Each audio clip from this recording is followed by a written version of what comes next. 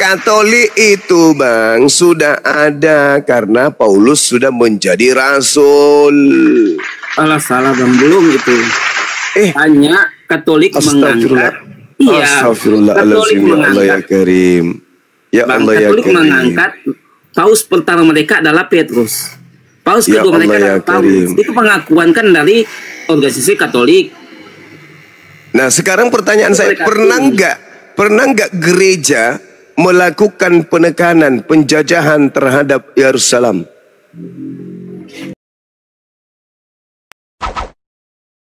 Salam satu Tuhan.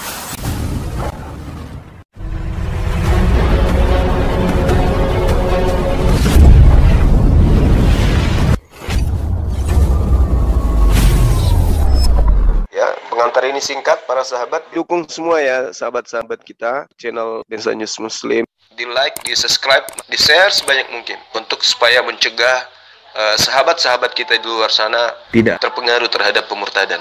Semoga Allah memberikan selalu sikap istiqamah. Salam satu Tuhan, Allahu Akbar.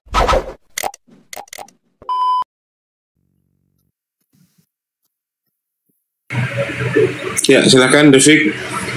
Dilanjut. Ya, ini saya sih sebenarnya lebih tepat kita membahas. Kalau masalah Tuhan kan mungkin kita pasti akan buntu. Tapi saya cuma mau menanyakan, kita sama-sama meyakini di hari akhir kita semua akan ada kebangkitan kembali. Bisa Bang Suma jelaskan ke saya dalam perspektif Islam itu apa yang mendasarinya? Ya, baik. Jadi di agama Islam itu manusia akan dibangkitkan kembali untuk dihakimi, untuk diadili, untuk diberi upah surga atau neraka. Itu mutlak orang Islam imani. Jadi kesimpulan daripada agama Islam, manusia itu akan hidup kembali dalam Al-Quran surah Yasin, wa daraba lana mathalan wa nasiya halqah, dan seterusnya. Orang-orang kafir bertanya, apakah tulang belulang yang sudah hancur kayak begini akan hidup kembali? Kul, katakan kepada mereka, yang mampu menghidupkan adalah Dia yang tadinya menciptakan dari tidak ada menjadi ada. Kalau Dia menciptakan dari tidak ada menjadi ada, maka jauh lebih bisa diterima akal manusia sesuatu yang sudah ada diciptakan untuk hidup kembali. Untuk apa kita dihidupkan setelah kematian? Untuk kita diadili apa yang menjadi kehidupan, pilihan kehidupan kita ketika kita ada di dunia. Itu. Nah, sama di dalam kitabmu juga manusia akan dibangkitkan untuk diadili. Yang melakukan kebenaran akan diadili dan mendapatkan hidup kekal di surga. Yang melakukan penyesatan atau ikut penyesat akan dibangkitkan untuk dihakimi di neraka. Itu tertulis Yohanes 5 nomor 29. Itu ucapan Yesus. Sedangkan Kristen ini, mereka mengatakan dosa-dosa mereka sudah diampuni dengan mengimani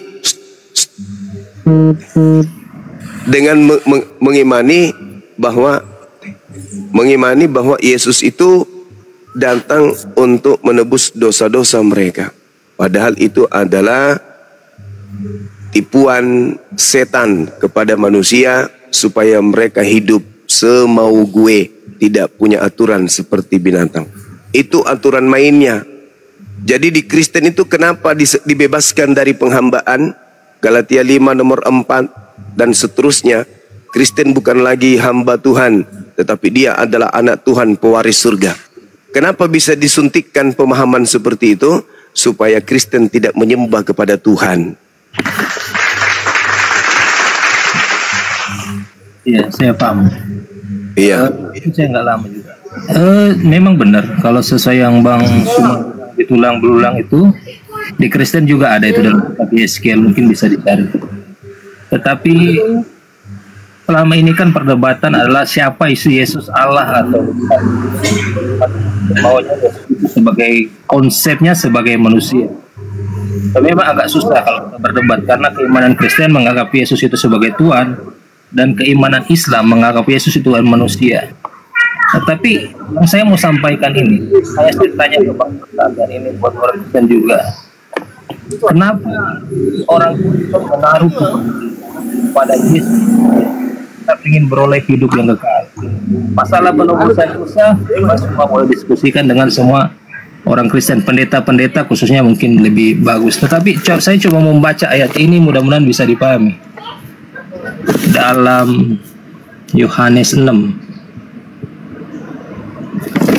ayat 39 ya.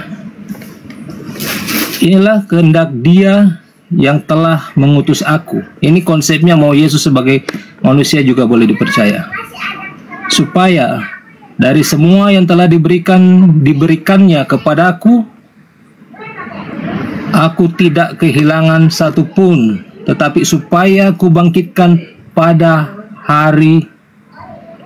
akhir zaman. Sebab inilah kehendak Bapakku, supaya setiap orang yang melihat Anak dan yang percaya kepadanya beroleh hidup yang kekal, dan supaya aku membangkitkannya pada akhir zaman. Silakan dipikir mau Yesus sebagai manusia ataupun Allah, itu terserah kalian membahasnya. Ini aja saya boleh. Ya. Boleh Magis. Saya tepuk tangan dulu. Saya tertarik kalau ada orang yang membawa dalil dan pasrah seperti itu. Di Islam, Al-Quran surah An-Nisa, Allah Subhanahu wa taala menjelaskan, Bismillahirrahmanirrahim, wa in min ahlil kitab illa la yu'minanna bihi qablal mauti wa yawmal qiyamati yakunu alaihim syahida. Tidak ada seorang pun di antara ahli kitab yang tidak beriman kepada Nabi Isa alaihi salam menjelang kematiannya, dan pada hari kiamat Nabi Isa akan menjadi saksi bagi mereka. Itu macemen. Ketika kemudian Anda mengatakan Yesus berkata inilah kehendak Dia yang telah mengutus aku, orang waras sudah sampai pada final. Inilah kehendak Dia yang mengutus aku. Dia bukan aku. Di situ Yesus mengatakan inilah kehendak Dia yang mengutus aku. Aku mengutus Yesus sebagai apa? Sebagai Kristus untuk siapa? Untuk Bani Israel. Untuk apa? Supaya siapa yang mempercaya kepadanya tidak binasa, melainkan memperoleh hidup yang kekal. Yang percaya kepada Yesus, Yesus berkata, aku adalah utusan Bapa untuk domba yang sesat dari Bani Israel. Yang percaya tentang ucapan Yesus itu berarti percaya kepada Yesus. Yang percaya kepada Yesus akan dibangkitkan di akhir zaman. Oh ye, sederhana itu. Jadi ketika Yesus berkata di dalam Yohanes 12 nomor 48, apa kata beliau? Barang siapa yang menolak aku, tidak menerima firmanku, yaitu perkataan yang pernah aku ucapkan di tengah-tengah mereka, perkataan itulah kelak yang akan menjadi hakimnya di akhir zaman. Apa rupanya ucapan Yesus kepada Bani Israel? Apa? Kepada Bani Israel loh, bukan kepada Lukas, bukan kepada Markus, bukan kepada Paulus, kepada Bani Israel. Apa ucapan-ucapan Yesus kepada mereka? Kita rangkumkan di dalam Yohanes 17:8. Segala ucapan yang engkau berikan kepadaku telah aku ucapkan kepada mereka, dan ucapan itu telah mereka terima semuanya, dan mereka percaya bahwa engkaulah yang telah mengutus aku. Oh my God, ternyata ucapan-ucapan yang menjadi hakim nanti di akhir zaman adalah ucapan-ucapan Yesus sebelum Yesus terangkat ke langit. Sebelum ada pemimpi-pemimpi, sebelum ada rasul-rasul palsu, sebelum ada pengarang-pengarang palsu, sebelum ada wartawan-wartawan lepas yang melantik dia menjadi Tuhan, padahal yang dilantiknya adalah Kristus yang keluar dari kubur. Jadi kalau Anda mengatakan, sabar sedikit lagi, inilah kehendak Dia yang telah mengutus aku, supaya dari semua yang telah diberikannya kepadaku. Apa yang Yesus berikan, apa yang Tuhan berikan kepada Yesus? Perkataan. Apalagi mukjizat. Apa kata Yesus tentang mukjizat? Baca Yohanes 5 nomor 36. Ada kesaksianku yang lebih penting dari kesaksian Yohanes Pembaptis. Apalagi hanya sekedar orang-orang gereja. Bahwa semua apa yang diberikan Bapa kepadaku, mukjizat, membangkitkan orang mati, membuat orang lumpuh berjalan, orang buta melihat, kesemuanya itu yang diberikan kepadaku, jangan ada yang hilang, tetapi supaya ku bangkitkan pada akhir zaman. Siapa yang diberikan Bapa kepadaku? Adalah murid-muridnya. Aku akan pergi ke rumah Bapa, sebab di rumah Bapa banyak tempat. Aku akan datang kembali mengambilmu dan membawamu ke sana. Siapa itu yang diambil? Mereka yang memperoleh hidup yang kekal. Siapa yang memperoleh hidup yang kekal? Baca Yohanes 17 nomor 3. Hidup kekal itu adalah mereka mengenal Engkau satu-satunya Tuhan dan mengenal aku sebagai utusan, bukan sebagai Tuhan. La ilaha illallah ana rasulullah. Jadi ketika Anda membaca inilah kehendak Dia yang telah mengutus aku, kehendak Dia adalah agar orang-orang Yahudi mengimaninya, menerimanya sebagai rasul. Supaya dari semua yang telah diberikannya kepadaku, jangan ada yang hilang. Entah itu mujizat, entah itu perkataannya, entah itu murid-muridnya. Jangan ada yang hilang, karena akan dibangkitkan nanti di akhir zaman. Siapa mereka yang akan dibangkitkan? Mereka yang memperoleh hidup yang kekal. Siapa mereka yang memperoleh hidup yang kekal? Mereka yang mentaati perintah Tuhan. Di mana Yesus mengatakan itu? Matius 19, 16, 17, 18, 19, 20. Apa kata Yesus di sana? Guru, ya paman, apa yang harus aku kerjakan supaya aku bisa memperoleh hidup yang kekal? Peroleh hidup yang kekal berarti dibangkitkan dong. Apa kata Yesus? Lakukan segala perintah Elohim. Oh, kalau begitu berarti harus Taurat yang harus dilakukan. Ya, memang harus Taurat. Kok bisa? Ya, Yesus mengatakan sendiri. Apa itu? Di dalam Matius 5 nomor 19 apa kata Yesus? Barang siapa yang meniadakan setitik pun dari hukum Torah, meskipun yang paling terkecil, lalu mengajarkan kepada orang lain, maka dia akan menempati neraka. Akan tetapi, nah dengarkan kata Yesus. Akan tetapi, barang siapa yang tidak meniadakan hukum Taurat, meskipun yang paling terkecil, dan mengajarkan kepada orang lain untuk jangan menghilangkan hukum Taurat, meskipun yang paling terkecil, maka dia akan menempati tempat tertinggi, yaitu surga alias hidup kekal. Kristen bisa nggak hidup kekal? Nggak bisa. Kenapa bisa? Kristen nggak bisa hidup kekal. Karena Kristen diajarkan oleh Kristus untuk menghapus semua perintah Tuhan. Di mana itu tertulis? Filipi 3 nomor 8. Hukum Tuhan yang menjadi syarat utama masuk ke dalam kehidupan kekal agar dibangkitkan untuk memperoleh hidup yang kekal, dianggap tai oleh Paulus, dianggap tinja, dianggap sampah. Dalam Galatia 5 nomor 4, apa kata Paulus? Jika engkau masih mengharapkan ada kebenaran di dalam hukum Taurat, maka sia-sialah kematian Kristus, maka engkau keluar dari kasih karunia. Jadi Kristen tak ada harapan sama sekali untuk memperoleh hidup yang kekal. Al-Quran mengatakan sangat jelas yang tadi dalil yang kubacakan. Wa immin ahlil kitab illa la yu'minanna bihi qablal mauti wa yawmal qiyamati yakunu alaihim syahida. Jadi yang dibangkitkan, yang diselamatkan hanyalah yang percaya kepada utusan Tuhan, Rasul Tuhan yang mengajar Bani Israel untuk mengenal dirinya sebagai Mesias atau manusia yang diurapi atau ditahirkan, ditasbihkan oleh Allah Azza wa Jalla. Begitu saudara, silakan. Saya dengar dari Anda tadi tidak akan dibangkitkan jika tidak beriman kepada Isa. Atau apa tadi? Anda bilang umat muslim. Iya. Dikatakan begini di dalam Al-Quran. Tidak ada seorang pun di antara ahli kitab yang tidak beriman kepada Isa menjelang kematiannya. Kenapa? Nih, saya bacakan di dalam Al-Quran surah As-Zukhruf seperti apa yang kemudian diceritakan oleh Yesus di dalam kitab Matius 24. Dikatakan begini di dalam Al-Quran surah As-Zukhruf ayat 61.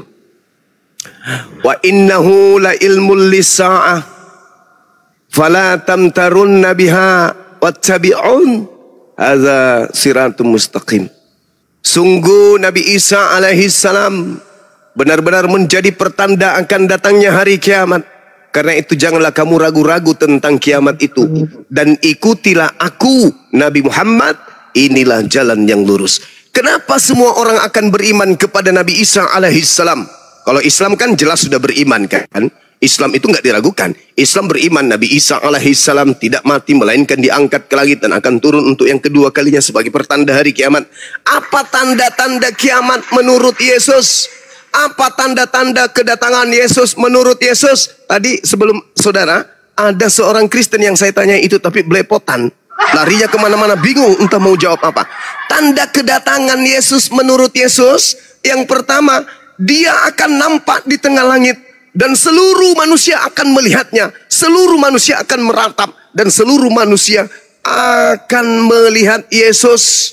Wa innahu la ilmul lisa'ah fala tamtarunna biha wattabi'un. Nabi Isa akan datang di tengah-tengah langit sebagai tanda kedatangan akhir zaman. Lalu kemudian apa lagi? Matahari menjadi gelap, bulan tak bercahaya, bintang-bintang berjatuhan, kuasa-kuasa langit akan berguncang. Kalau keadaan alam sudah seperti itu, kemana manusia hendak kemudian menorehkan keselamatannya? Semua akan menghibah, mengangkat tangan, memohon kepada Yesus agar kemudian Yesus menyelamatkan dia.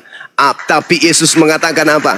Di dalam Al-Quran, wa idza husyiran nasu kanu lahum a'da wa kanu bi ibadatihim kafirin.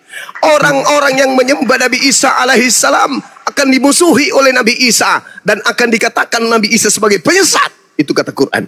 Dan di dalam kitab saudara, pada akhir zaman ketika Yesus itu datang, banyak orang memanggil dirinya Tuhan.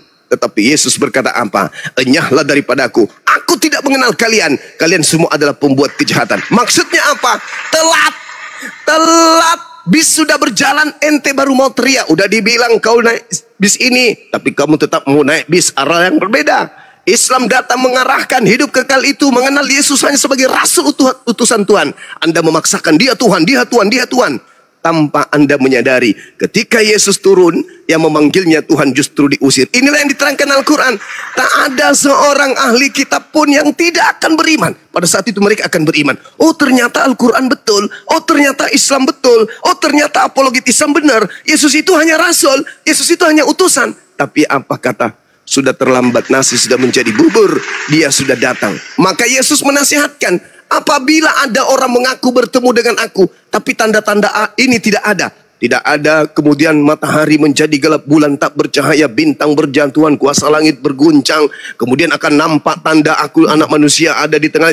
Kalau Anda tidak ada tanda-tanda itu, mau 1 juta, mau 2 juta, mau 5 miliar manusia datang mengaku bertemu dengan aku, jangan ente percaya. Matius 24, nomor 23, nomor 23, 24, 25, sampai nomor 26. Itu jelas itu diterangkan.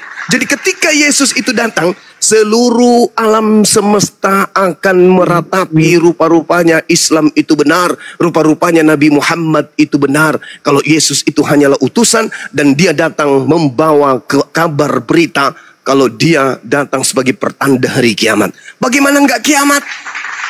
Matahari enggak bercahaya, bulan menjadi gelap, bintang-bintang berjatuhan, kuasa langit bergemuruh, berguncang. Bagaimana enggak kiamat? Pada saat itu manusia akan meratap, la ilaha illallah Muhammadar Rasulullah, Yesus Rasulullah, Yesus Rasulullah. Tapi telat. Oke, betul. Ada bilang tidak akan mati semua ahli kitab sebelum beriman kepadanya. Apa yang mereka imani kepada Yesus? Beriman kalau Yesus itu ternyata betul adalah rasul utusan Tuhan. Kalau itu kan semua nabi juga. Kita beriman semua nabi adalah utusan. Tapi kalian menganggapnya Tuhan. Kalian menganggapnya Tuhan. Kalian menganggapnya Tuhan. Makanya konteksnya saya bilang tadi kan udah kita abaikan dulu Yesus sebagai Tuhan. Apa yang nggak bisa, Bung, tidak bisa, karena dengarkan. Yesusnya berkata, siapa yang menolak aku? Antikristus itu apa? Mereka yang menolak aku dan menolak Bapa, itu antikristus.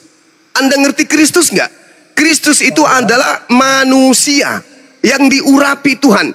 Ketika manusia yang diurapi Tuhan ini Anda sembah, itu berarti Anda menolak Dia. Ya, yang saya pertanyakan adalah pada akhir zaman itu tidak akan mati semua ahli kitab sebelum beriman kepada Dia. Iya, beriman itu apa? Percaya kan? Percaya, iya. Iya, percaya. Ahli kitab Yahudi, Nasrani, Muslim harus beriman kepada Dia.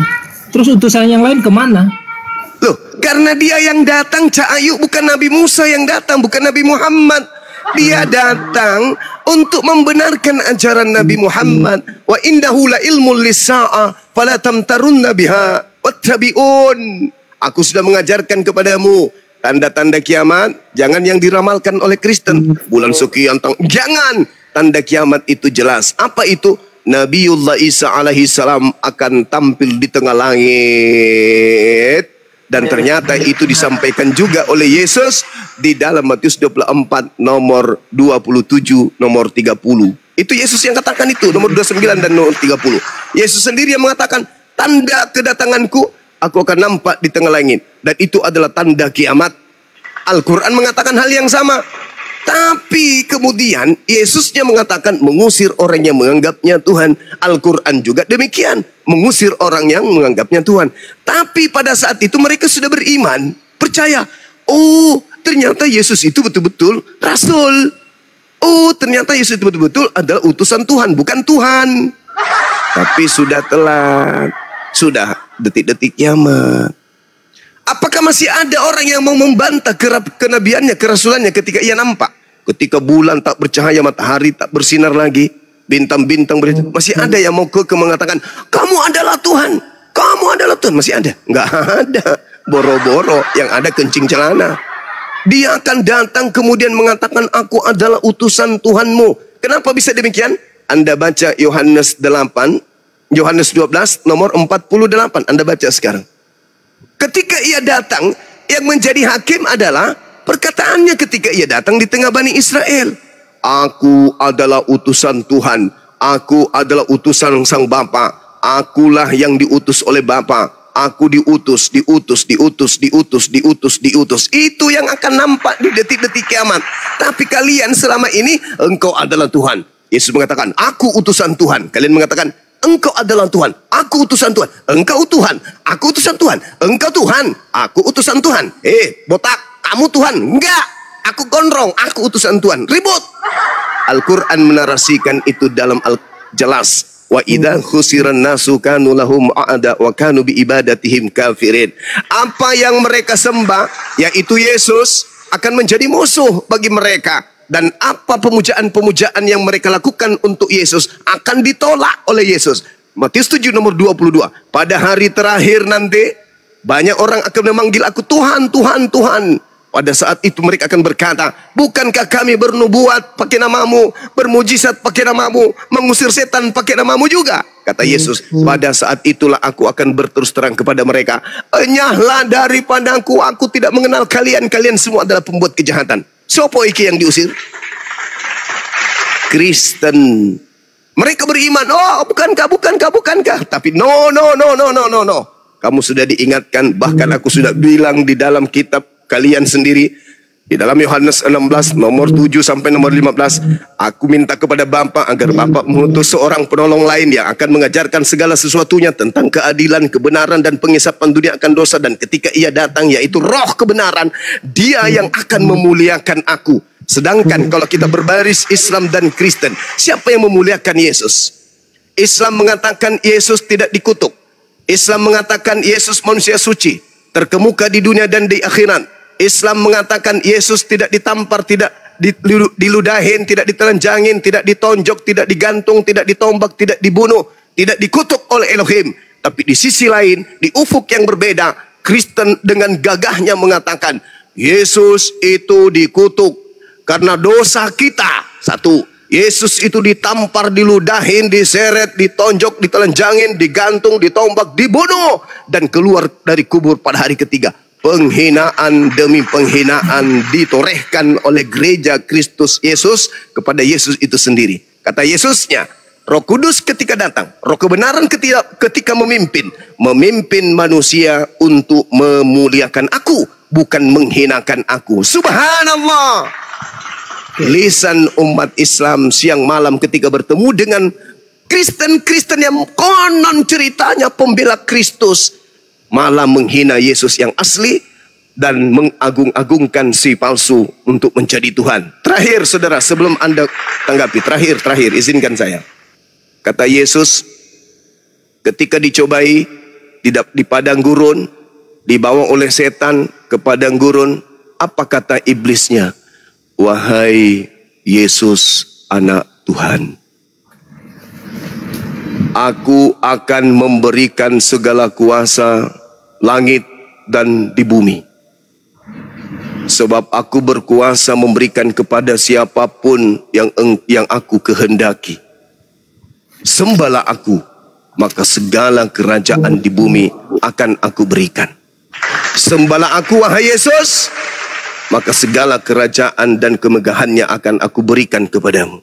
Apakah Yesus terima? Tidak. Yesus tidak menerima kuasa tersebut. Singkat cerita, di data 13-nya Lukas 4, iblis kemudian mundur dari mencoba Yesus dan menunggu waktu yang tepat. Jadi ketika iblis tidak berhasil mencobai, membujuk Yesus untuk menuhankan dirinya, iblis mundur, Yesus pun mundur. Setelah Yesus mundur dari dicobai iblis, Yesus kemudian berpaling kepada murid-muridnya. Hei, murid-muridku, ya paman, waspadalah kepada penyesat yang akan datang kepadamu menyamar aku dan berkata, akulah dia, akulah Kristus, akulah Mesias. Jangan kamu ikuti dia. Itu nasihat. Ketika dikatakan iblis mundur dan menunggu waktu yang tepat, terjadi huru hara. Mereka membuat makar, mereka membuat kesepakatan untuk membunuh Yesus asli. Tuhan tidak tinggal diam. Diangkatnya hambanya yang suci ke langit. Apa yang terjadi? Yang dikutuk di atas tiang salib adalah si palsu. Yang dikutuk di atas tiang salib. Itulah masa di mana iblis menantikan waktu yang tepat, yang baik. Mereka iblis ini kemudian merasuki si pengkhianat yang digantung di salib, sehingga ketika keluar dari kubur, si pengkhianat pun berbicara sebagaimana yang Yesus katakan di dalam Yohanes 6 nomor 70, akulah yang memilih engkau yang 12, tapi satu di antaramu adalah iblis. Keluarlah sang manusia yang dikutuk oleh Elohim. Kuncinya di mana? Kuncinya di mana? Bahwa siapa yang dikutuk, yang digantung ini, kuncinya di mana? Kuncinya ada di Ulangan 27 nomor 25. Apa kata Tuhan di situ? Terkutuklah orang yang menerima suap untuk menyerahkan orang yang benar agar dibunuh. Itu siapa yang menggenapi? Yudas. Jadi kesimpulan saya, sabar dulu. Ketika dia keluar dari kubur, apa kemudian yang dikatakan kepada murid-murid Yesus? Sesuai dengan pesan Yesus.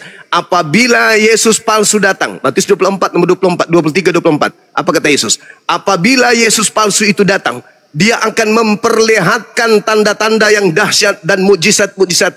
Sekiranya mungkin menyesatkan murid-murid pilihan. Ketika Yesus palsu keluar dari kubur, dia panggillah murid-murid. Sini lu. Ya, ada apa? Ada apa? Kepadaku telah diberi kuasa langit bumi. Pergilah ke seluruh dunia, jadikanlah seluruh bangsa menjadi pengikutku. Itu siapa? Itu siapa? Itulah Yesus palsu yang dinubuatkan oleh Yesus asli, yang datang memakai namaku dan berkata, akulah dia. Bukti terakhir, Markus 16 nomor 12. Yesus menampakkan diri kepada kedua murid itu dalam rupa yang lain. Kenapa pengarang Markus mengatakan dalam rupa yang lain? Karena yang dia lihat bukan lagi Yesus, melainkan rupa yang berbeda. Kenapa Maria tidak mengenal Yesus pada saat hari Minggu di dalam kubur? Karena yang dia lihat adalah Yesus yang berbeda. Kenapa murid-muridnya mengiranya hantu? Di dalam Lukas 24 nomor 37 sampai nomor 44. Karena mereka melihat bukan lagi guru mereka. Mereka kaget dan ketakutan sebab mengira melihat hantu. Karena memang yang datang itu bukan lagi guru mereka, tapi hantu yang merasuki ke dalam tubuh si Yudas yang ngaku-ngaku membawa namanya. Sejak saat itulah Yesus berkata dalam Yohanes 12 nomor 31, apa kata Yesusnya? Dunia saat ini akan dihakimi karena penguasa dunia telah datang, yaitu iblis, dan dia akan dilemparkan keluar. Iblis dilemparkan keluar. Iblis dilemparkan keluar. Keluar dari Gan Eden? Enggak, itu masa Adam. Tapi ini dilemparkan dari mana? Dari kubur. Kenapa bisa dilemparkan dari kubur? Karena Yesus sendiri mengatakan dalam Matius 12 nomor 38 sampai 40. Apa kata Yesus? Angkatan jahat ini dan angkatan tidak setia ini, orang Farisi ini, minta satu tanda, dan tidak akan diberikan tanda kepada orang Farisi dan angkatan jahat ini selain tanda Yunus. Sebab Yunus 3 hari 3 malam dalam perut ikan. Demikian juga anak manusia. Anak manusia. Boleh Yudas, boleh Bom-Bom, boleh Edis. Anak manusia akan berada dalam perut bumi 3 hari 3 malam. Berarti dia, anak manusia ini, akan bangkit pada hari ketiga. Dan itu adalah tanda untuk siapa? Untuk angkatan jahat. Siapa yang beriman kepada kebangkitan hari ketiga? Itu adalah angkatan jahat. Demikian. Saya tertarik tadi ketika Anda membahas Bible, ya saya juga paham karena Anda membaca hanya dalam utusan, pernyataan Yesus sebagai utusan. Kita tahu bersama bahwa semua nabi-nabi pun harus menyatakan dirinya sebagai utusan dari Allah. Tetapi apa Anda imani pengajaran Yesus? Jika Anda bilang Anda percaya Yesus yang sebelum disalib, ya. Karena utusan itu dia hanya kalimat penegasan bahwa dia dari utusan, tetapi pengajarannya kepada orang-orang, apa Anda imani itu dia? Pertanyaan saya itu. Apa gimana? Ya, gimana? Kalau utusan Allah, saya rasa semua nabi pasti akan menegaskan bahwa dia ini adalah utusan Allah. Ketika orang-orang minta tuntut, maka mereka melakukan mujizat-mujizat. Nah, sekarang Yesus pun datang, dia menegaskan bahwa dia utusan Allah. Oleh karena perkataan itu dia, omongan dia sendiri, makanya dia dituduh sama ahli-ahli Taurat karena dia mengoreksi ahli-ahli Taurat atau ahli-ahli kitab saat itu dia. Ya kan? Sekarang tetapi dia bukan cuma sekedar mengatakan dia itu utusan, tetapi dia mengajarkan pengajaran-pengajaran tentang kerajaan Allah. Apa Anda imani pengajaran dia itu dia? Iya. Kan tadi saya katakan hidup kekal itu berarti berbicara mengenai apa? Mengenai kerajaan Allah. Hidup kekal itu kerajaan Allah. Apa kata Yesus? Yohanes 17 nomor 3. Hidup kekal itu adalah mereka mengenal aku. Mengenal sebagai apa? Mengenal sebagai Tuhan atau sebagai utusan Tuhan? Sebagai, Anda maunya sebagai utusan kan? Tetapi enggak, ini menurut Yesus, jangan menurut Bang Suma. Iya. Menurut Yesus, hidup kekal itu diperoleh apabila Yesus dikenal sebagai Tuhan atau sebagai utusan Tuhan. Sebagai utusan, tetapi bukan. Alhamdulillahirabbil alamin. Kenapa ada tetapinya? Karena Anda ingin memperjuangkan Kristus palsu itu sebagai Tuhan. Di sini di dalam diri Anda nih ada 2 Kristus. Yang pertama Kristus utusan Tuhan, yang kedua adalah Kristus yang ngaku Tuhan. Anda harus memaksakan itu. Makanya ketika Yesus mengatakan hidup kekal itu adalah mereka mengenal Yesus engkau utusan Tuhan, Anda mengatakan tetapi. Kenapa ada tetapinya? Kenapa ada tetapinya? Gini, Bang Suma memakai kalimat utusan itu sebagai utusan Allah itu pasti dalam Yohanes tentang roti kehidupan. Tapi selanjutnya kok roti kehidupan apa? Roti itu Yesus. Roti itu Yesus. Ya, Anda imani enggak? Saya beriman Yesus itu rasul utusan Tuhan. Bahwa ini dagingku. Iya, saya beriman daging yang dimaksud di situ roti. Darah yang dimaksud di situ adalah anggur. Bukan jasadnya. Itu cuplus namanya. Mengajarkan sesuatu yang justru pada perjamuan terakhir itu Yesus menguji murid-muridnya. Makanya dia mengatakan setelahnya apa? Satu di antara kalian akan menjadi pengkhianatku. Yesus mengatakan, inilah darahku, inilah kemudian dagingku. Apa yang ditunjukkan oleh Yesus di situ? Roti dan juga darah. Tapi nanti ada yang berkhianat, yang dimaksud darah itu betul-betul darahnya, yang dimaksud daging betul-betul dagingnya. Sehingga dia berusaha membunuh Yesus, mencurahkan darahnya dan mengambil dagingnya di atas salib supaya untuk nebus dosa. Itu ujian, siapa di antara muridku ini yang akan mengkhianati aku? Maka dia mengatakan, satu di antaramu dialah yang akan mengkhianati aku. Siapa yang kemudian di antaranya? Itulah Yudas. Yudas inilah yang menjadikan roti dan juga anggur menjadi daging dan darah beneran. Sedangkan Yesus ditanya, Guru, apa yang harus aku lakukan supaya aku bisa memperoleh hidup yang kekal? Apa kata Yesus? Jangan engkau membunuh. Yesus mengatakan dalam Yohanes 8:37 sampai nomor 44-45. Apa kata Yesus? Orang yang ingin membunuh aku itu adalah setan bapaknya. Mereka adalah anak-anak setan. Iblislah yang menjadi bapakmu. Kenapa? Karena yang bapak asli tidak menginginkan kematian terhadap Yesus. Mana dalilnya? Keluaran 23 nomor 7-8. Jangan kau membunuh Yesus, karena aku tidak akan pernah membenarkan orang Kristen. Baca dalil itu. Baca dalil itu. Pernyataan Bang Suma ini berlawanan dengan dalil roti itu dia malah. Coba Anda jelaskan kepada saya. Coba. Karena yang saya tahu, Yesus ketika Yesus membawakan roti dan anggur itu dia, ketika khotbahnya itu dia kan menceritakan, dia ngambil perumpamaan ketika bangsa Israel yang dalam masa memasuki tanah perjanjian itu, mereka diberikan mana yang dari surga, dan mana itu nggak pernah busuk. Istilahnya kekal sampai mereka masuk tanah perjanjian. Dan inilah yang dimaksud Yesus sebenarnya. Kalau kita hidup di dalam Dia, kita akan mengenal kebenaran. Kebenaran apa? Yesus Tuhan. Tentang pengajaran Dia, kedamaian. Apa pengajarannya? Mengenal Dia sebagai Tuhan atau utusan Tuhan?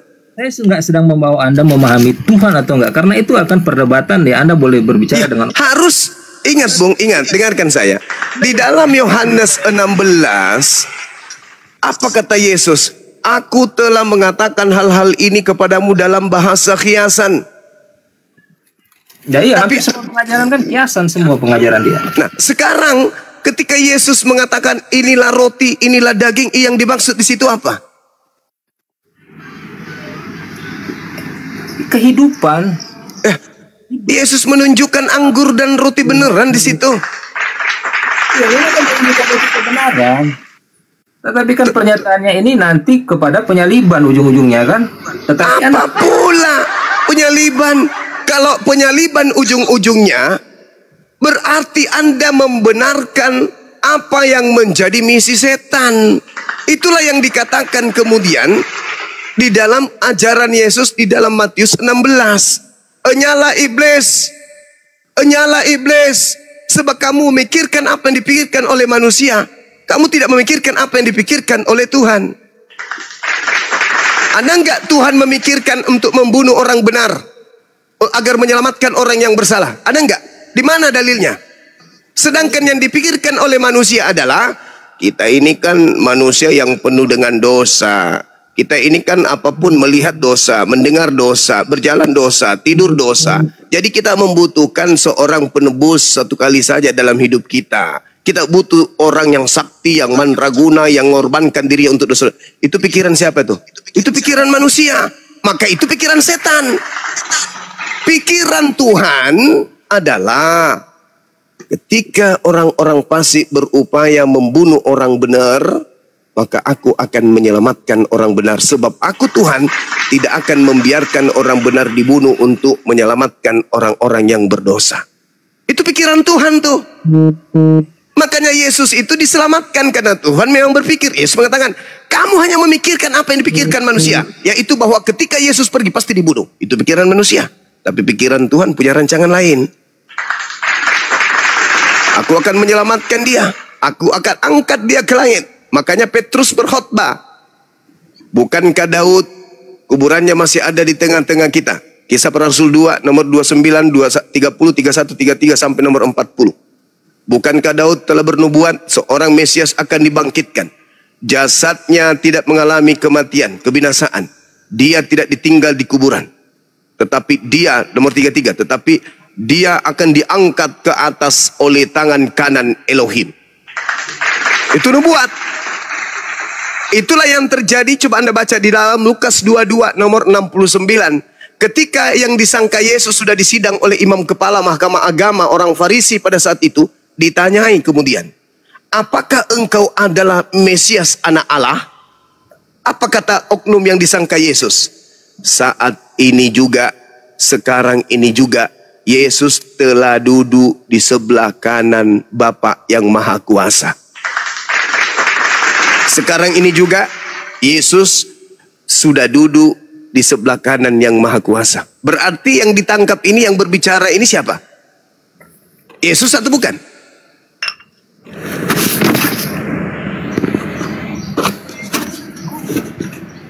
Yang disalibkan maksudnya? Ya, yang disalib ini yang ngomong. Belum disalib dia, masih disidang. Ditanya, apakah engkau ini adalah anak Elohim? Mesias anak Elohim? Apa jawabnya? Kau yang mengatakan itu. Bukan aku yang mengatakan, kamu. Dan kalaupun aku jawab, kamu tidak akan percaya. Dan kalaupun aku tanya kalian, kalian juga tidak akan menjawab. Sekarang juga Yesus anak manusia telah duduk di sebelah kanan Bapa yang Maha Kuasa. Bang, karena kan memang Yesus merahasiakan posisi dia sebagai Mesias. Loh, Dia tidak pernah mengatakan kepada siapa-siapa dia sebagai Mesias. Orang mengenal dia. Ini gimana ceritanya? Yesusnya mengatakan, yang ditangkap ini mengatakan, Yesus itu sudah duduk di atas. Dengan kata lain, aku ini bukan Yesus, tapi percuma. Percuma aku katakan, kalau aku ini bukan Yesus, percuma aja. Kalian tidak akan percaya. Karena kenapa? Kalian sudah memaksakan aku yang harus mati. Tadi ada penjahat nasionalis, namanya Yesus Barabas. Namanya Yesus Barabas. Kamu disuruh pilih, tapi kalian memilih aku. Jadi meskipun saya menolak, saya bukan Yesus, saya bukan Yesus, kalian tidak akan kemudian untuk mengatakan apa? Percaya. Kenapa? Karena sesungguhnya lisanku sudah ditutup oleh Elohim untuk mengatakan aku Yudas, aku bukan Yesus. Kenapa? Karena Elohim sudah bersumpah. Amsal 21 nomor 18. Aku akan menggantikan orang benar, orang fasik aku gantikan untuk pengkhianat. Pengkhianat aku pakai sebagai tebusan untuk orang yang benar, dan orang fasik aku jadikan pengganti bagi orang yang jujur. Karena dia dijadikan pengganti, lisannya tidak bisa berbicara, aku Yudas, aku bukan Yesus. Tapi dia sempat berkata apa? Yesus sekarang ini sudah duduk di sebelah kanan Tuhan yang Maha Kuasa. Itu kata orang itu. Dan ingat saudara, Yesus berpesan apa di dalam pengajarannya di Lukas 21 nomor 8. Yesus begini, waspadalah kepada penyesat yang datang kepadamu dengan memakai namaku dan berkata akulah dia.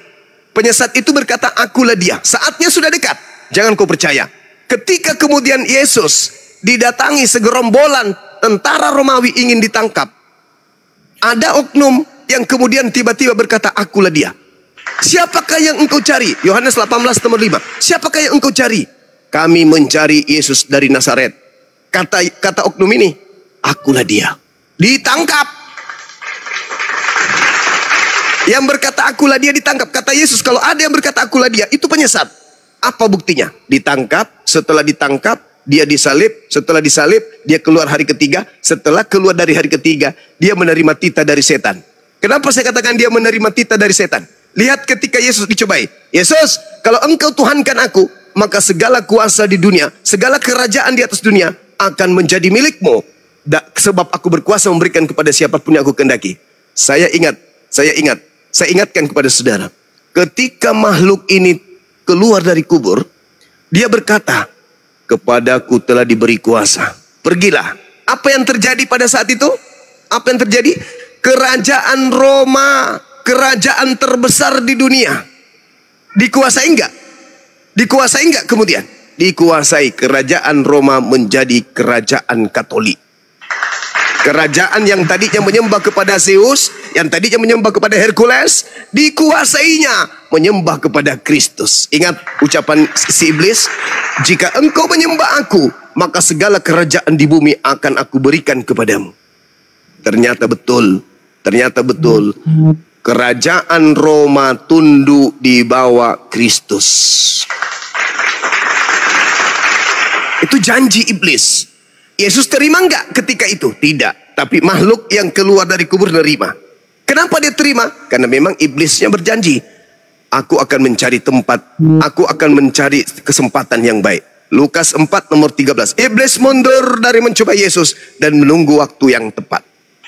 Sekarang kalau yang keluar ini dari kubur ini mengaku Pak Bom Bom, akulah Pak Bom Bom, manusia tanpa anus. Kira-kira orang-orang percaya enggak?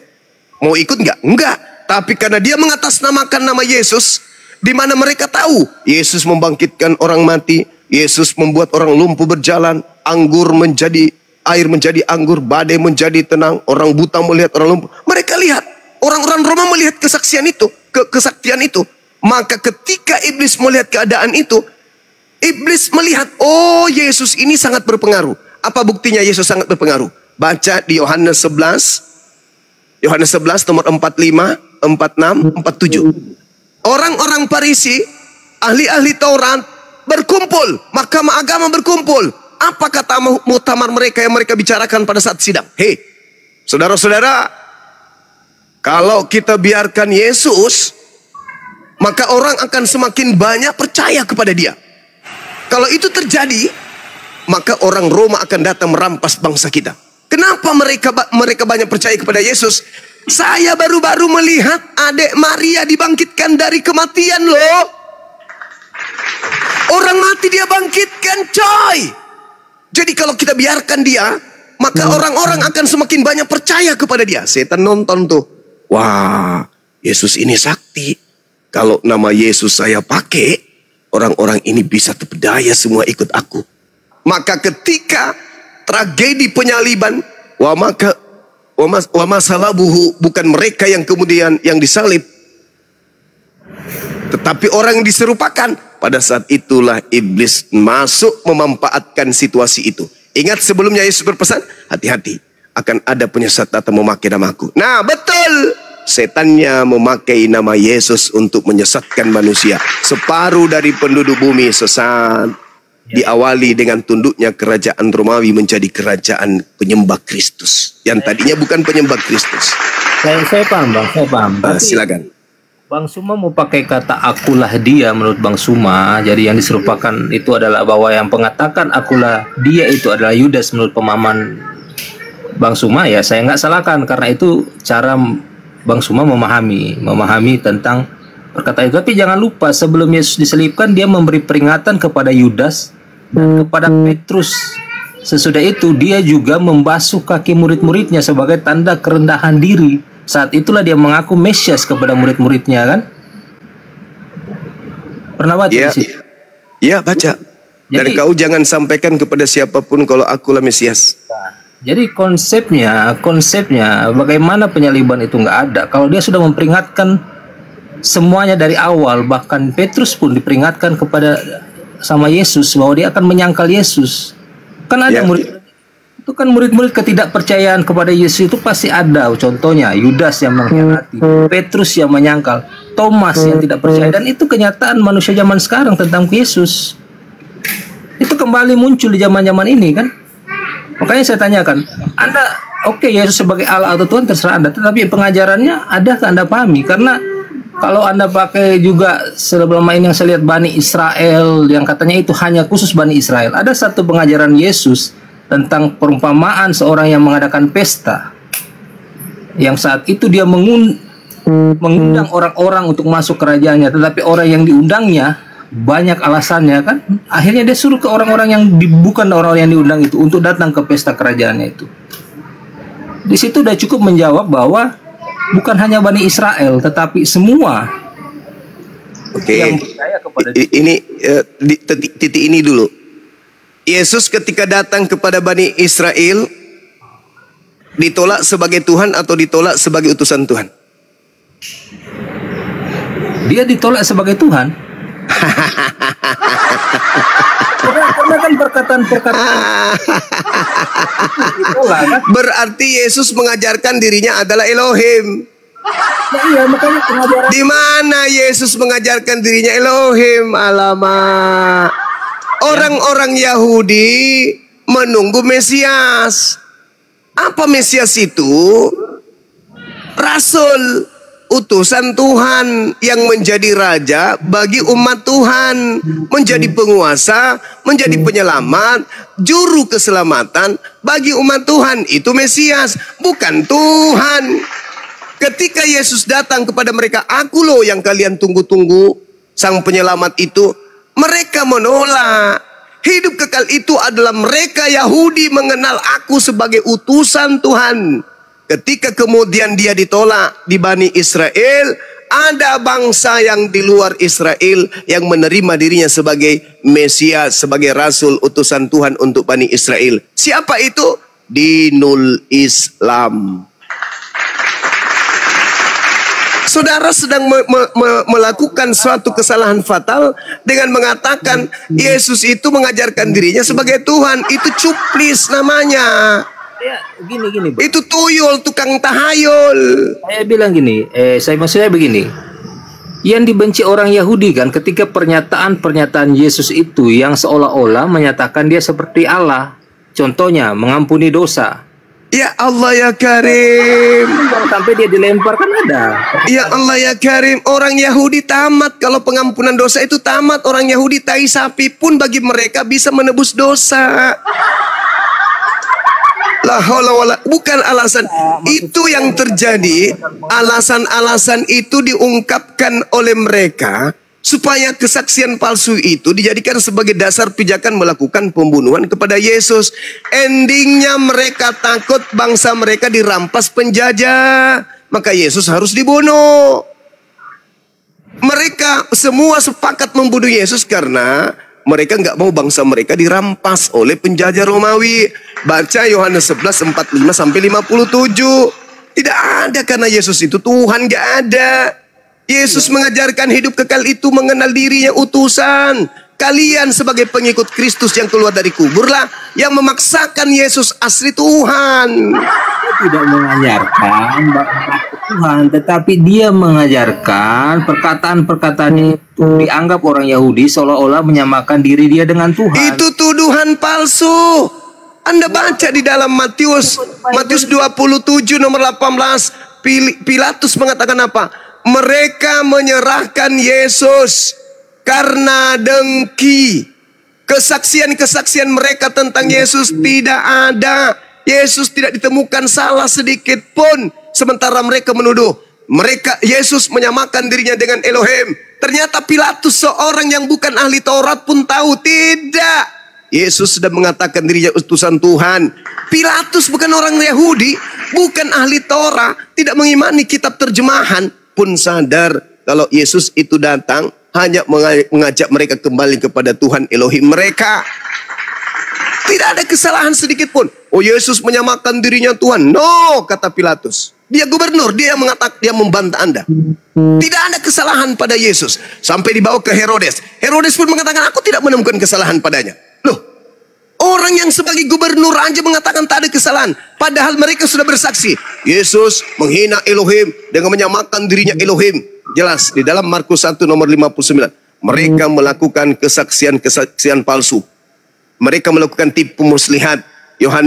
Matius 26 nomor 59. Mereka melakukan tipu muslihat. Mereka melakukan kesaksian palsu untuk membunuh Yesus. Siapa yang mengatakan bahwa semua tuduhan itu tidak benar? Pilatus sebagai pemutus kebijakan hari itu. Bukan Kristen yang mau sekali Kristus yang keluar dari kubur itu adalah Yesus anak Maria. No, tak ada jalan ke situ. Makanya saya tanya nih, untuk mengetahui siapa sebenarnya yang bertengger dalam benak Anda ini, dalam hati Anda, dalam kepala Anda ini, siapa? Ternyata si setan Yesus palsu itu. Saya tanya, Yesus ketika datang ke tengah Bani Israel, Yesus ingin dikenal sebagai Tuhan atau utusan Elohim? Anda jawab apa? Sebagai Tuhan. Yang mengantarkan Anda dan membisikkan Anda mengatakan itu siapa?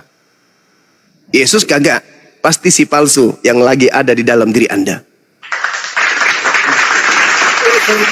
kalau saya lihat tuduhan yang diberikan orang Yahudi kepada Yesus itu kan bahwa dia membahayakan pemerintahan Romawi. Yes. Datang dia sebagai Tuhan kan? Enggak. Makanya baca dulu. Nih saya. Iya, dasar awal kita suka karena dia menyamakan diri sebagai Allah. Tidak. Yesus membantah Yohanes 10 yang Anda maksud itu kan nomor 30. Yesus membantah di nomor 34-nya. Hey cuplis, kata dia. Hey Yahudi, ahli kitab, dongo, tolol, bahlul. Bukankah di dalam kitab Tauratmu dikatakan siapapun yang diserahi tugas menyampaikan firman maka dia disebut Elohim, dia disebut Allah. Dan apa yang dituliskan oleh Taurat itu tidak bisa dibatalkan. Jadi kenapa engkau mengatakan aku menghujat sedangkan aku adalah orang yang diperintahkan untuk berfirman sesuai dengan firman yang datang kepadaku. Aku tidak menyamakan diriku dengan Tuhanku. Aku menyatakan diriku sebagai Tuhan itu karena aku sebagai penyampai firman. Dan itu dikatakan dalam kitab Tauratmu, Keluaran 7 nomor 1. Musa yang menyampai firman kepada Fir'aun itu sebagai Tuhan. Aku angkat engkau Musa sebagai Tuhan, sebagai Elohim bagi Fir'aun. Itulah yang dikatakan oleh Yesus. Siapapun yang diserahi tugas untuk menyampaikan firman maka dia adalah Elohim. Dan bukankah itu tertulis dalam kitabmu? Jadi Yohanes menjelaskan kalau orang Yahudi membuat kesaksian palsu, mengada-adakan demi untuk nafsu keserakahan mereka, takut bangsanya dirampas oleh penjajah. Apa katanya? Ketika mereka sidang, Yesus ini melakukan banyak mujizat, kita harus bunuh. Karena kalau kita tidak bunuh, akan semakin banyak orang yang percaya kepadanya. Dan kalau semakin banyak orang percaya kepadanya, maka bangsa Romawi akan datang merampas tempat suci kita dan bangsa kita. Maka apa yang harus kita lakukan? Kata Mahkamah Agama, kata Imam Kayapas begini. Kamu tidak mengerti dan kamu tidak insaf. Adalah lebih baik satu orang mati, yaitu Yesus untuk bangsa kita Israel, daripada tempat suci kita dan bangsa kita dirampas. Maka sebagai imam kepala saat itu, tahun itu, Kayapas kemudian bernubuat. Nah, dengarkan apa bunyi nubuatnya. Yesus harus mati untuk bangsa kita, dan bukan hanya untuk bangsa kita, tetapi untuk anak-anak Yakub yang ada di seluruh dunia. Nomor 53-nya, dengarkan. Maka mulai hari itu mereka sepakat membunuh Yesus. Kristen tidak hadir, pendeta enggak hadir, pastor enggak hadir, penatua enggak hadir, pecinta penyembah Kristus tak hadir. Tak ada hubungannya. Mereka hanya memanfaatkan penyaliban itu sebagai simbol paganisme, keselamatan. Ketika orang-orang Yahudi tuan rumah sang pemilik ajaran bersepakat membunuh Yesus, nomor 54. Maka mulai saat itu Yesus tidak lagi menampakkan diri kepada mereka, melainkan Yesus pergi kepada sebuah padang bernama Efraim, dan di sanalah dia tinggal bersama dengan muridnya. Mereka berusaha membunuh Yesus bukan untuk Kristen, membunuh Yesus bukan tebus dosa, membunuh Yesus untuk menjadi Tuhan, membunuh Yesus untuk menjadi orang-orang Kristen. Enggak, mereka sepakat membunuh Yesus agar bangsanya tidak dirampas oleh Romawi. Nilai ini nanti bergeser setelah Kristus palsu itu keluar dari kubur. Nilai itu berubah. Yang tadinya dibunuh karena bangsanya tidak mau dirampas oleh Romawi, berubah menjadi dibunuh untuk tebus dosa. Sekali lagi. Kristen, begitu apesnya hidupmu, di dunia sudah dihinakan, di akhirat neraka kekal. Tetapi tuduhan Allahu Akbar bahwa dia sebagai masih ada, masih bisa ngomong. Pembela Kristus palsu ini masih ngomong. Ya, apalagi penyesatan apalagi yang Anda ingin ucapkan? Silakan. Sekarang pertanyaan saya, bagaimana dia memperingatkan Petrus sebelum kematian dia? Petrus kan sudah diperingatkan di awal di Bukit Zaitun. Kan sudah dikatakan kemudian, waspadalah kepada penyesat yang datang kepadamu, wahai Petrus, mengatasnamakan diriku. Dan Kristus palsu itu juga akan menyesatkan murid-murid pilihan. Tak ada urusan kalau Petrus sesat, kamu pengikut Petrus. Kalau kemudian Simon sesat, kamu pengikut Simon. Kami ini pengikut Yesus. Yesus adalah batu penjuru yang harus dipercaya. Bukan Petrus, bukan Simon. Kenapa? Karena potensi sesat bagi muridnya itu ada. Di mana Yesus katakan? Matius 24 nomor 24. Kristus palsu, Yesus palsu akan melakukan banyak mujizat, melakukan tanda yang dahsyat. Sekiranya mungkin menyesatkan murid-murid pilihan juga. EGP, Petrus mau menyembah Yesus ke, Simon mau menyembah Yesus ke, EGP, Yesus membuka ruang terbuka bagi mereka cendekiawan pemikir. Yesus memberikan ruang apa? Murid-muridku juga itu akan tersesat karena mereka jatuh cinta kepada penyesat yang begitu sakti. Kalau penyesat ini hanya sedang-sedang saja ilmunya, tidak mungkin separuh bumi tunduk samanya. Kalau penyesat ini hanya setengah-setengah ilmu penyesatnya, tidak mungkin Imperium Romawi tunduk menjadikannya sebagai Tuhan. Kenapa? Mereka lebih dulu sudah memiliki Tuhan membentuk roh-roh, Hercules, Zeus, Neptunus, Pluto, dan seterusnya. Jadi jangan ragukan setan. Kalau Anda mengatakan Petrus, ya Petrus kan juga disesatkan. Makanya Petrus sebelumnya sudah dibilang kamu itu iblis. Matius 16 nomor 31 itu kan sudah disebut iblis dia. Murid-murid sekarang kembali, Bung, kembali kepada fitrah kita sebagai manusia yang dititipin akal. Ketika dua kitab perjanjian lama, perjanjian baru disuguhkan ke kita, kita baca itu, kita telah baik-baik. Apakah seperti ini yang dimaksud Yesus? Kalau Anda menolak nih, tak usah terlalu panjang karena saya ada kegiatan.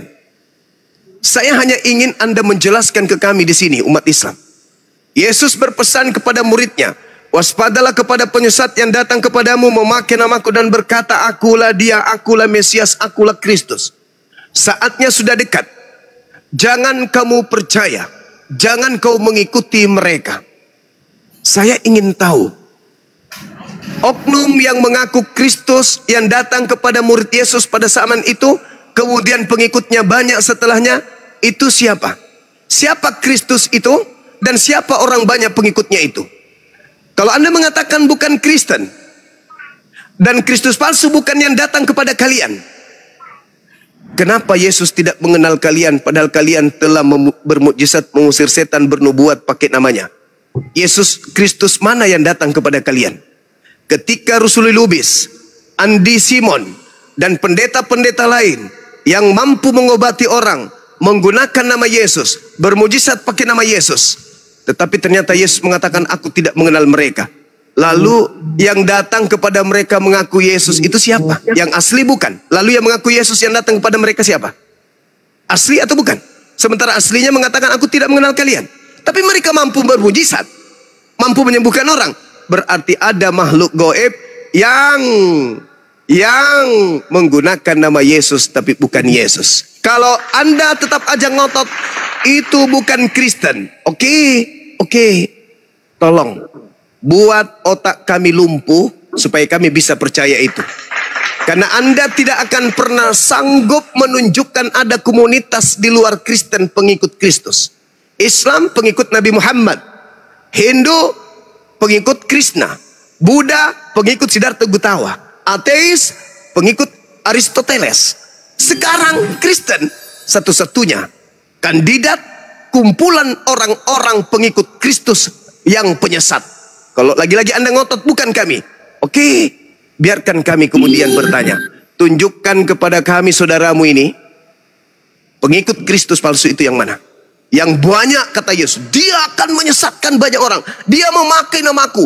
Di mana-mana dia memakai namaku. Dia kebaktian pakai namaku. Hari Minggu pakai namaku. Kemanapun pakai namaku. Kalau itu bukan Kristen, oke. Tapi tolong tunjukkan siapa itu. Silakan. Konteks pengajaran Yesus adalah general. Dia tidak, bahkan dalam pengajarannya, dia tidak mengatakan Kristen. Itu tapi penyesat itu datang dengan memakai nama siapa? Ya, penyesat datang dengan memakai nama Yesus. Nah, itu yang saya cari. Siapa di atas muka bumi ini yang datang memakai nama Kristus? jangan lupa juga, Mas, bahwa Yesus juga memberi peringatan bahwa ada gandum dan lalang yang akan tumbuh bersama. Ada gandum dan lalang tumbuh bersama. Itulah yang dimaksud. Yang mana gandum, Bani Israel, yang mana ilalang, Kristen. Itu yang dimaksud. Islam tidak ada di situ, Hindu nggak ada, Buddha tidak ada. Kami ini penonton. Siapa di antara Kristen dan Yahudi ini yang gandum? Siapa yang ilalang? Tidak mungkin kalian yang gandum, nggak mungkin. Dan tidak mungkin kemudian Yahudi ilalang, nggak mungkin. Kalian nggak mungkin gandum, nggak mungkin. Kenapa? Yesus berkata, sabar. Yesus berkata, aku diutus hanya kepada domba yang sesat dari umat Israel. 1. Yesus mengajar Torah. 2. Yesus mengajarkan Bani Israel. 3. Yesus sendiri hidup, bergaul, mati, meninggalkan dunia bersama dengan Israel. Kalian siapa? Ilalang, gandum. Kalian gandumnya. Sedangkan orang yang datang pada zaman Yesus, orang Kanaan, wanita Kanaan, minta ngemis-ngemis kepada Yesus untuk menyembuhkan anaknya. Jangan mengaku sebagai dombanya, menyembuhkan anaknya doang. Apa kata Yesus? Tidak pantas roti yang disiapkan untuk gandum diberikan kepada ilalang, diberikan kepada anjing. Apa kata wanita itu? Betul, Yesus. Tapi bukankah asu makan sampah yang jatuh dari meja tuannya? Apa kata Yesus? Hei ibu, maksudnya apa? Hei anjing, besar imanmu. Ternyata kau mengaminkan, kau sadar diri, kau percaya diri, dan kau maklum, engkau anjing, kami Yahudi adalah domba. Jadilah seperti apa yang engkau inginkan. Apa yang diinginkan? Anaknya sembuh. Jadi enggak domba. Berubah enggak domba si anjing? Enggak. Tetap aja dia guguk sampai hari ini. Jadi kalau Anda mengatakan ada gandum, ada ilalang, itu sama halnya ada domba, ada serigala. Bagaimana cara mendeteksinya? Domba hanya makan rumput. Domba tidak makan babi. Yang makan babi adalah serigala. Siapa yang makan babi? Ayat yang abang bilang tadi kan sudah cukup bahwa. Enggak, pertanyaan saya, siapa yang makan babi? Domba atau serigala? Ya, yang makan babi taruhlah serigala. Ya serigala. Berarti Kristen ini adalah ya, domba. Itu dia. Tetapi tidak bisa, Bung. Saya berdasarkan data, saudaraku. Waspadalah kepada penyesat yang datang kepadamu memakai namaku. Satu-satunya kelompok di luar Yahudi yang datang memakai nama Yesus hanya Kristen. Sekarang gini, Bang. Dan materi-materi seperti ini tidak mungkin diungkap oleh pendeta. Kalau diungkap kosong dompet. Maka yang mengungkapnya harus dari yang memiliki roh kebenaran agar kebenaran itu ditorehkan. Siapa yang mau beriman silakan, yang mau tetap kufur silakan. La ikraha fiddin, silakan. Abang kan tadi memakai perumpamaan orang Kanaan yang justru orang di luar Yahudi. Tetapi Yesus bilang karena imanmu. Imannya apa? Imannya? Iman dia percaya kepada Yesus. Bahwa Yesus adalah roti untuk? Bahwa dia percaya Yesus dapat menyembuhkan dia. Iya, dia percaya bahwa Yesus itu adalah roti untuk? Jadi kan? Roti untuk? Roti untuk dunia. Mulai ngaco. Ular tua mana yang ada di dalam dirimu, kawanku, saudaraku? Sadarlah. Matius 15 tidak ada dunia di situ. Dia mengatakan disediakan untuk Bani Israel. Tengoklah saudara-saudaraku, lihatlah saudara-saudaraku, kebenaran itu sudah nyata. Anak-anakku di bawah, anak-anakku muslim. Anak-anakku muslim, lihatlah saudara kita ini. Anak-anakku muslim, lihatlah. Kenapa saudara? Yohanes 6 kan jelas. Bahwa siapa Yohanes 6 nomor 10 itu kan memperoleh kehidupan. Yohanes 10 nomor 16 atau apa yang Anda maksud ini? Yohanes 6. Barang siapa yang makan roti, roti disediakan untuk siapa? Di sini tidak dikatakan kepada siapa-siapa. Tidak layak roti yang disediakan untuk anak-anak Israel diberikan kepada anjing. Dalilnya begitu, saudara. Perwira Kapernaum. Lah, saudaraku, itu yang kamu ceritakan itu orang yang ditangkap. Ini Yesus belum ditangkap. Belum ada si palsu di situ. Masih yang asli sedang mengajarkan Injilnya. Si palsu belum berkarya. Beda setelah si palsu berkarya, yang asli sudah tak ada. Dia sudah diangkat ke langit. Mazmur 91, dia sudah diangkat ke langit. Oke, setelah Yesus bangkit, Lukas 22:69, Yesus asli sudah di langit. setelah Yesus bangkit, apa dia mengadakan mujizat lagi? Yes, setelah. Oh iya, buahnya termasuk datang kepada Paulus. Akulah Yesus yang kau aniaya. Masuk di Pulau Patmos. Akulah Yesus, sang bintang timur, kilang gemilang. Justru itu bang, saya mau katakan Itu. bahwa kenyataan Nah, inilah yang dikatakan sahabat. Inilah yang dikatakan Yesus.